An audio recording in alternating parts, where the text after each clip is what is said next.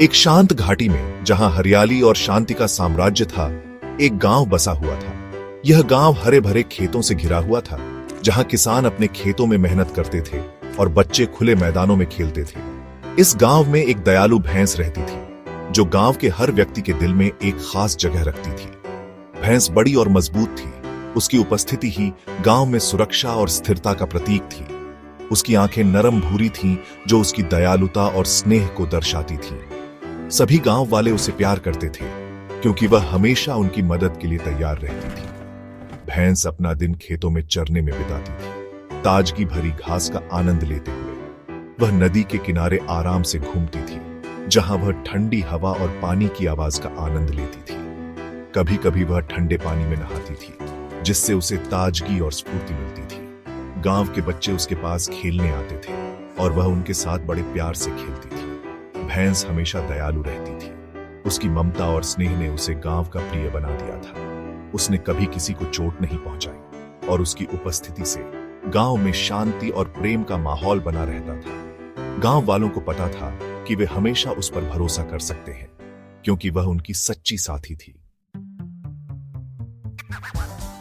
एक दिन एक किसान मुसीबत में था। वह अपने खेत में काम कर रहा था जब अचानक उसकी गाड़ी कीचड़ में फंस गई। उसकी गाड़ी कीचड़ में फंस गई थी।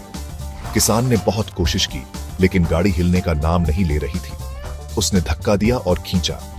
उसने अपनी पूरी ताकत लगा दी, लेकिन गाड़ी टस से मस नहीं हुई। लेकिन गाड़ी हिली तक नहीं। किसान निराश हो गया और सोचने लगा कि अब क्या करे। दयालु भैंस ने उसकी परेशानी देखी। भैंस ने किसान की ओर देखा और उसकी मदद करने का फैसला किया। वह गाड़ी के पास गई। भैंस धीरे धीरे गाड़ी के पास आई और किसान को सांत्वना देने लगी। उसने अपना मजबूत कंधा गाड़ी से लगा दिया। किसान ने भैंस की मदद को सराहा और दोनों ने मिलकर गाड़ी को धक्का दिया। एक जोरदार धक्के के साथ उसने गाड़ी को आजाद कर दिया। किसान ने भैंस का धन्यवाद किया और दोनों खुशी खुशी अपने रास्ते चले गए, हंसते। दूसरे दिन सूरज की पहली किरणों के साथ कुछ बच्चे नदी के किनारे खेल रहे थे। उनकी हंसी और खुशी की आवाजें पूरे वातावरण में गूंज रही थीं। अचानक एक छोटा लड़का नदी में गिर गया। वह बहुत डर गया था।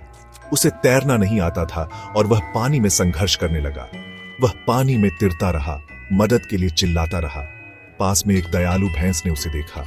उसकी आंखों में चिंता साफ झलक रही थी। वह जल्दी से नदी में उतर गई और लड़के की ओर तैरने लगी। उसने धीरे से लड़के को किनारे तक धकेल दिया, उसकी जान बचा ली। गांव वालों ने बहादुर भैंस के लिए तालियां बजाई। सभी ने उसकी बहादुरी की सराहना की और उसे धन्यवाद दिया।